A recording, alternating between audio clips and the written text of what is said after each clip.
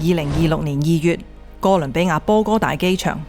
落機嘅人潮入面，一個望落平凡過平凡嘅俄羅斯大叔，一邊行一邊喺度四處張望，揾緊嚟接機嗰個人。就喺嗰一剎那，幾個黑影從佢四周衝出，阿叔都未識反應，對手已經被戴上手銬。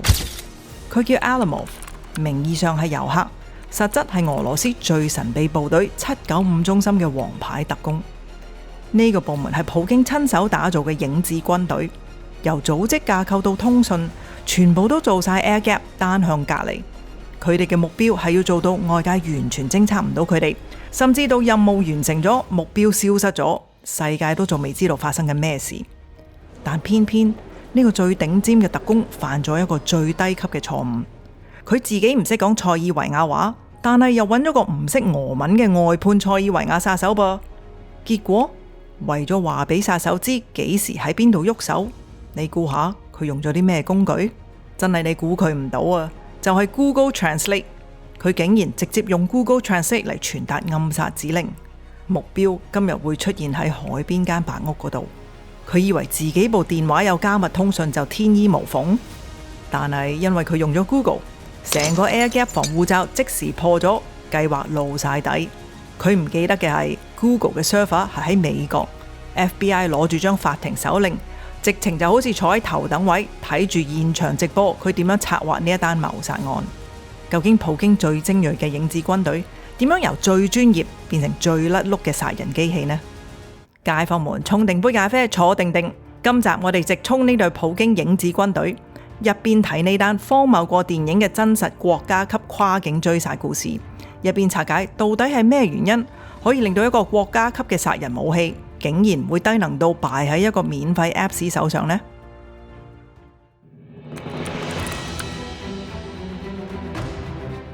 要明白點解會有795中心嘅出現，我哋首先要睇下佢嘅前傳29155部隊。呢隊兵本來係俄羅斯軍事情報局 GRU 入邊最精銳，負責專門喺海外暗殺同埋破壞嘅王牌。以前呢班人係真正嘅一哥，做嘢快很準，但係可能就係因為威得太耐，開始自大。佢哋喺18到22年間呢，竟然接二連三咁老貓燒鬚，搞到成個部隊由王牌變咗做國際笑話。好多街坊可能只係聽過其中一單，就係2018年英國 Salisbury 嗰單香水樽暗殺案。當時2名特工將神經毒劑 Novichok 裝咗喺名牌香水樽入邊，試圖去暗殺叛徒。點知唔單止個目標噴唔死就不在話下啦，班特工走嘅時候仲好乸西咁，隨手就將個香水樽抌咗入去垃圾桶嗰度。結果幾日之後呢，有個當地男人唔知點解喺垃圾桶嗰度執到嗰個名牌子 Nina Ricci 嘅香水樽，以為自己執到寶啦，帶翻去屋企送俾女朋友當禮物。個女仔就慘咯，一噴落個手腕，10零分鐘內就中毒死咗。呢單嘢搞到當時英國軍方攣咁 hea， 又要封鎮，又要着住生化防衛衣洗街。呢單嘢唔係單一嘅意外，而係一連串崩壞嘅開始咋。由黑山嘅政變陰謀到遍佈全歐洲嘅爆炸案同暗殺，呢班29155部隊嘅特工喺呢幾年入邊，簡直就係行過必留痕，而且仲要留低啲大大隻嘅腳印。最離譜嘅係調查人員發現佢哋班特工攞住嗰堆假護照，啲編號竟然係連 number 嘅。街坊你諗下，一班話互不相識喺唔同時間入境嘅旅客，點解大家護照編號會好似一沓新銀紙咁，一個號碼接住一個號碼嘅呢？呢種懶到出汁嘅低級錯誤，直接導致調查人員、記者甚至網上嘅公開來源情報專家都輕易咁將呢一個部隊嘅幾十個特工嘅真名、相片、護照號碼全部抄晒出嚟。呢班人唔單止技術退步，班特工仲穿櫃桶底，偷國家嘅行動經費去供養小三同埋買名牌，生活可以話係招搖到想唔俾人及到都難啊！結果點？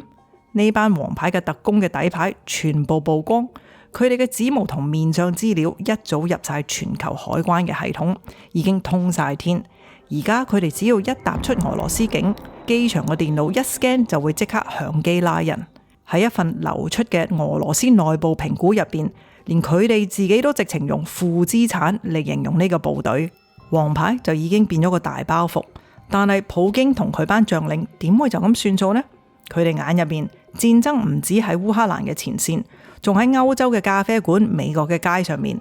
舊部隊唔得，咪重新出發，另起爐灶咯。所以佢哋決定要搞一隊完全獨立、直屬總參謀長嘅新部隊795中心。2022年12月，一份由俄羅斯總參謀部發出嘅秘密命令，正式成立咗軍事部隊75127，內部代號就叫做795中心。點解75127會變咗795？呢個問題問得好，冇人知。呢件事直情係一場軍事創業，同以往隸屬於 GRU 體系唔同。795中心係一個完全獨立、直屬總參謀長嘅特種兵 startup。點解叫佢做 startup？因為佢唔走傳統嘅官僚路線，佢係一個一條龍服務式嘅組織。佢哋唔再需要向其他部門借人借武器，佢哋自己就已經有晒採集情報、監視破壞，甚至最後送人上路嘅殺人小組都有。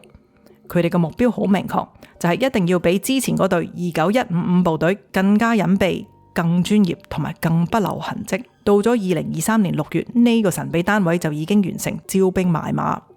想象一下，當全世界都以為俄羅斯軍隊喺烏克蘭泥足深陷嘅時候，喺莫斯科嘅秘密辦公室入面，一班最頂尖嘅特種部隊精英正喺度研究緊點樣用最先進嘅科技去處理政敵。呢班人唔係普通兵，佢哋係由 FSB 聯邦安全局，即係之前嗰個大家都識嘅 KGB 當中最精銳嘅阿爾法 Alpha 同埋其次 Vimpel 小組入面挑選出嚟嘅老鬼。佢哋有實戰經驗，有腦，而且最緊要嘅係佢哋暫時仲未被西方曝光。呢場影子戰爭就喺呢一個29155嘅醜聞廢墟上面悄悄咁拉開咗序幕。街坊們諗下，如果你哋係普京，想搞一隊攞人命嘅秘密隊伍，你會將你最秘密嘅部隊收埋喺邊呢？軍營太明顯啦，政府大樓好容易俾人滲透。俄羅斯人就諗到一招最絕嘅企業化偽裝，佢哋將成支795中心塞咗入去卡拉希尼科夫集團，冇錯，即係生產全世界最出名嗰支 AK-47嘅武器製造商始祖。呢間公司名義上係私人控股，但背後其實係由國家軍事大佬 Rostec 控制。795中心嘅辦事處係喺莫斯科市郊一個叫做愛國者公園嘅軍事工業園區入邊，係一棟叫做 TMU1 嘅2層高行政大樓。呢招真係神來之筆啦！班特工喺入面練靶測試新武器，對外完全可以話係槍廠嘅研發人員喺度測試新產品啫。佢哋出糧唔係攞軍隊份糧，而係掛喺企業嘅 payroll 上面。咁樣做係為咗 air gap，等外國情報機構喺追查資金流同埋人事記錄嘅時候，只會見到一班槍廠員工，而唔係一班職業殺手。而呢整個計劃背後嘅大水喉就係億萬富豪軍火大亨 Andrei Bokharev 安德烈博卡列夫。呢條友絕對唔簡單，佢係俄羅斯最大嘅鐵路同國防財團嘅老闆。雖然佢表面上因為怕被制裁而喺2018年賣晒卡拉希尼科夫嘅股份，但根據調查機構 The Insider 攞到嘅稅務記錄，佢根本仲喺背後收緊錢，連而家間公司嘅名義主席都係坐佢架私人飛機周圍飛嘅死黨。呢個運作模式簡直就學足咗已故廚師普利戈津啦。普利戈津當年用華格納集團幫普京做嘢，而而家博卡列夫就用佢嘅企業帝國幫普京養住呢隊795中心。但係喺呢個如意算盤入邊呢，仲有另外一個關鍵人物切梅佐夫 Sergei Chemezov，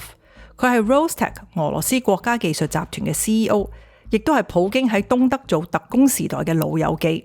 Rostec 係一個富可敵國嘅國營超級財團，由飛機、坦克、導彈到醫療設備乜都做，基本上就包辦晒俄羅斯軍隊所有嘅衣食住行。透過795中心，切梅佐夫其實係幫自己建立咗一支私人軍隊，指揮官係佢信得過嘅 FSB 老將，資金就由嗰位富豪朋友 Bokharev 提供，公司地點就當然係自己嘅地盤啦。不過呢個軍政商鐵三角其實都有好大嘅弱點嘅。切梅佐夫呢，雖然自己係呢個 Rostec 嘅 CEO， 但係佢一直都想幫自己營造一個溫和派嘅形象，等西方國家可以放鬆對佢嘅制裁。佢本來以為795中心只係幫手打下烏克蘭嘅戰爭，搞下前線破壞，點知原來班人玩到咁大，竟然喺歐洲甚至哥倫比亞搞政治暗殺。當呢單嘢曝光嘅時候，切梅佐夫最驚嘅呢唔係暗殺失敗，而係佢呢個溫和派嘅假面具會因為呢班連英文都唔識多隻嘅特工而徹底粉碎。呢一點我哋最後會翻嚟，因為都好重要。好啦，講翻呢個鐵三角啦，諗下個畫面，一班身價幾億嘅富豪、頂尖特工、將軍，着晒老西坐喺冷氣房入邊，扮到好似中環精英咁，走去用 PowerPoint 策劃點樣建立呢隊影子部隊。PowerPoint 入邊列晒佢哋要嘅 T-90坦克，仲有 Smerch 火箭炮。冇錯，你而家睇到呢個圖表唔係 AI 製造，正正就係調查記者攞到嘅原裝 PowerPoint。你咪話真係扮嘢扮到自己都信埋，以為換咗套西裝，自己就真係變咗企業 CEO。大佬，你哋搞暗殺啊，唔係搞 IPO 啊，做 PowerPoint 你咪有病啊！但係就係因為呢班精英太過沉迷呢種企業化嘅偽裝，反而忽略咗一個好原始嘅問題：人呢個致命嘅人性弱點，我哋轉頭再拆解。因為我哋首先要睇下，到底呢份令佢哋咁引以為傲，甚至連普京都要真摯過目嘅 PowerPoint， 到底入邊寫咗啲乜嘢呢？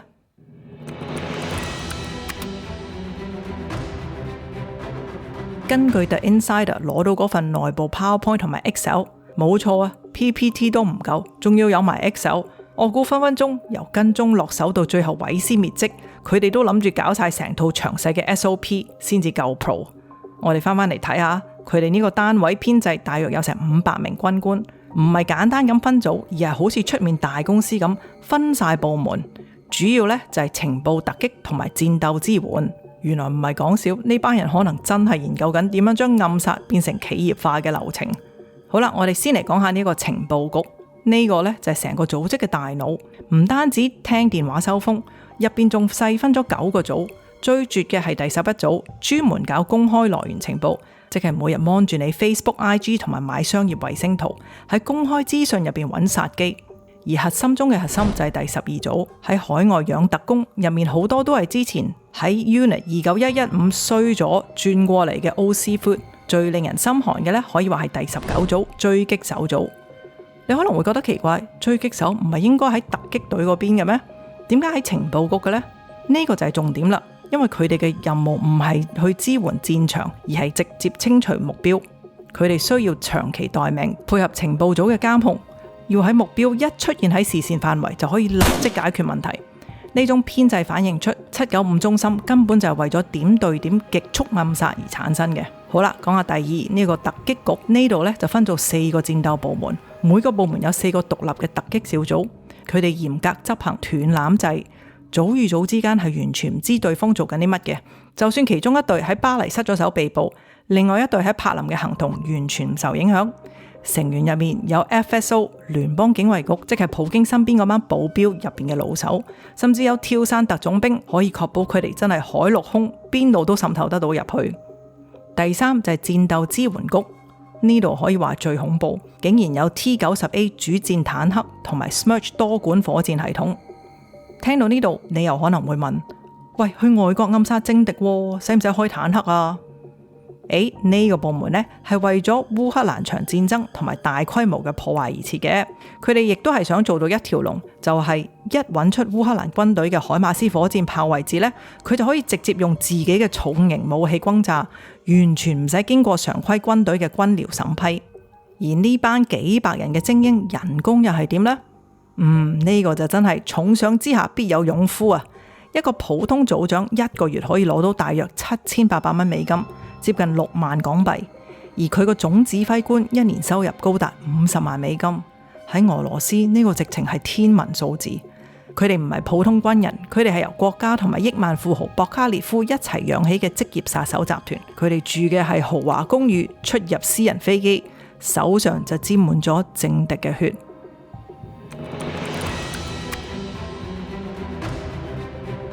好啦，介紹完795成個架構呢，我哋就翻去一開始時候嗰一幕啦。2026年2月24號，哥倫比亞波哥大嘅 El Dorado International Airport， 陽光明媚，一個留住 salt and pepper goatee、孭住輕便旅行袋嘅男人啱啱落咗飛機，佢叫做 Denis Alamov，42歲。喺海關眼中，驟眼一睇，只不過係一個普通想去哥倫比亞沙灘避寒嘅俄羅斯遊客啫，拎住一本好似啱啱出爐嘅新鮮護照。但係當海關人員一對部機見到個 Interpol 國際刑警紅色通緝令響起嘅時候，成件事即刻變晒。幾分鐘之內 Alimov 就被扣上手銬。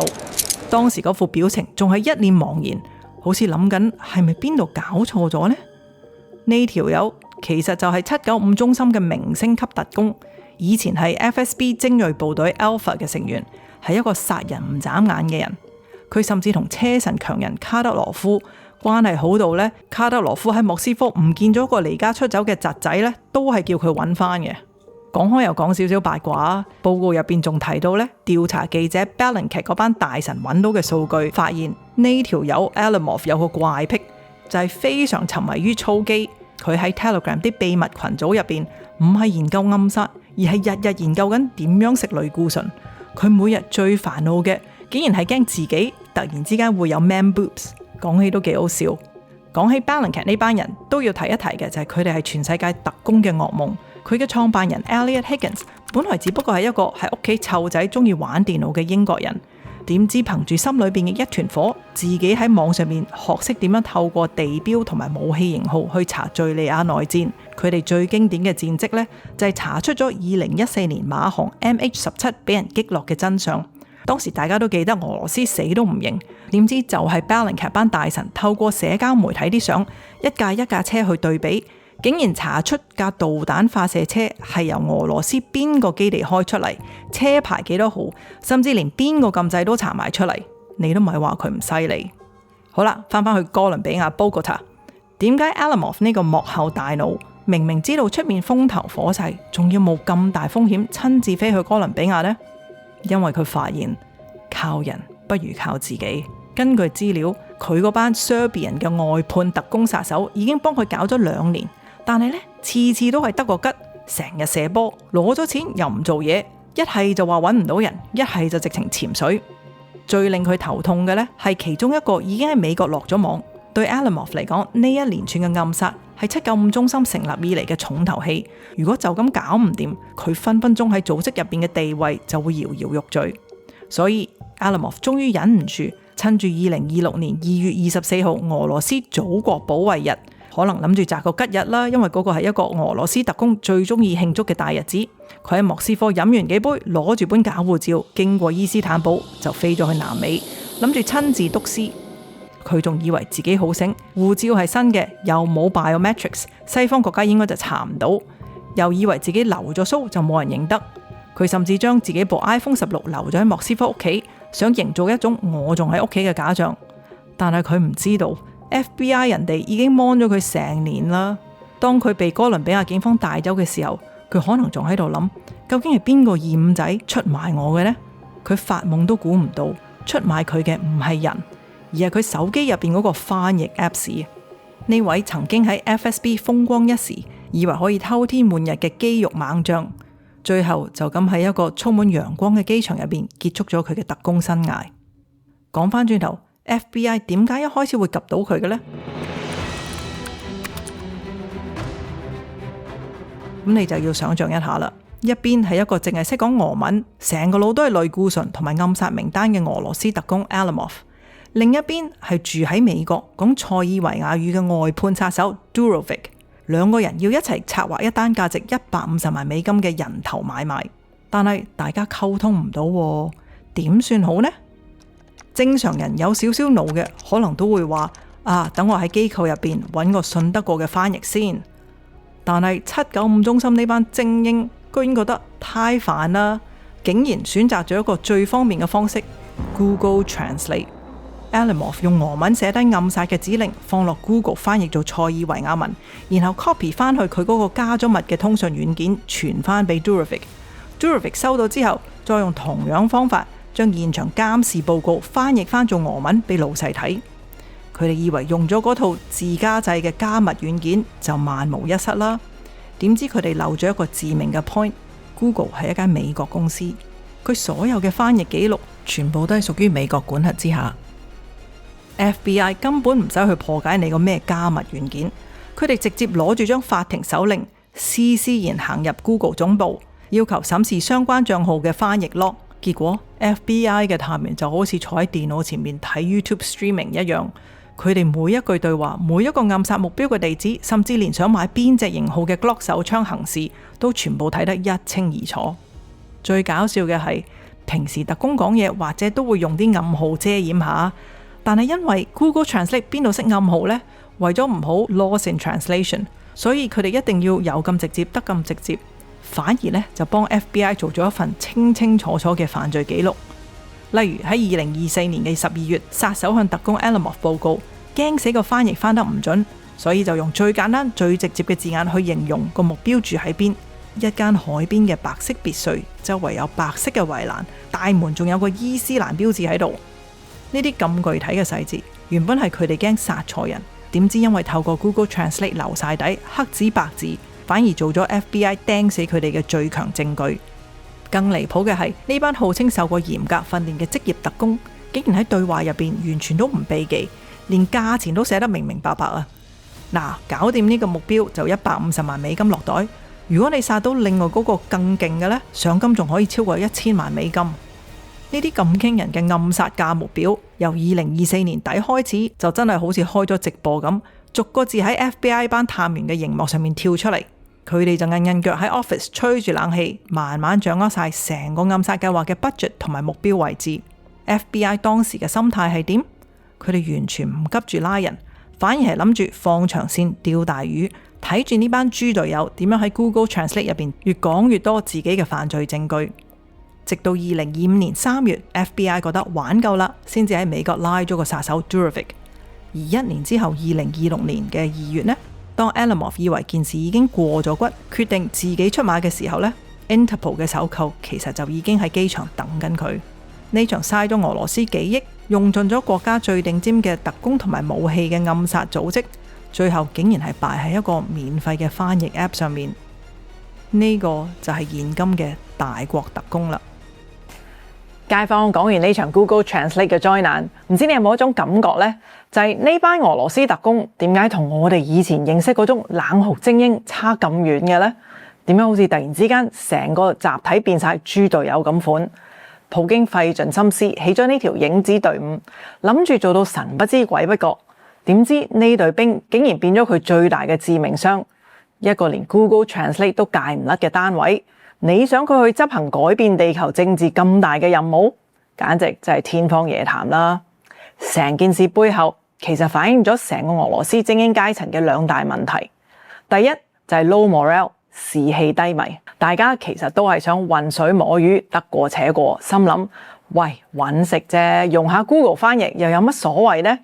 呢種心態真係攞命啊！而第二個問題仲更加致命，就係點解795中心嘅資料會流出得咁快嘅呢？連份 PowerPoint 都俾人攞出嚟公諸於世，當中好大機會係因為俄羅斯內部啲內鬼自己打自己，互相背後插刀。軍方嗰班老臣子咧就肯定睇唔過眼呢班 FSB 跳槽過嚟嘅親信掠咁多水，而金主切梅佐夫又想維持自己溫和派嘅形象，避開制裁。大家表面上就話係同一家人、同一個國家，實際上只係一班大家一齊坐喺一架爛車上面，互相爭位坐嘅利益集團。當一個組織完全冇咗信念，剩翻落嚟嘅就只有私利同埋無止境嘅內耗。所以呢，街坊，今次795中心嘅大型炒車現場話俾我哋聽，你可以有全世界最先進嘅 T90 坦克，可以有無人機陣，但係如果你班手下由根源開始已經唔知為乜而打，冇咗一份真正相信嘅使命感，佢哋最終只會變成自己最強大嘅豬隊友。喺現代戰爭或者地緣博弈入面，最強嘅武器從來都唔係咩 AI， 亦都唔係核彈，而係嗰份知為誰而戰嘅意志。睇下以色列嘅穆薩，你就會明白俄羅斯而家最缺嘅，正正就係呢一份靈魂，會導致佢哋嘅失敗唔係科技，而係輸喺成個組織已經變咗一盤向錢看嘅散沙。普京以為自己係船長，其實成隻船嘅人個個都只係掛住收埋啲金條落底褲嗰度，冇人 care 隻船開去邊，只要最後唔係自己浸死就得啦。呢種冇咗靈魂、只剩翻自私嘅內耗先至係最致命嘅。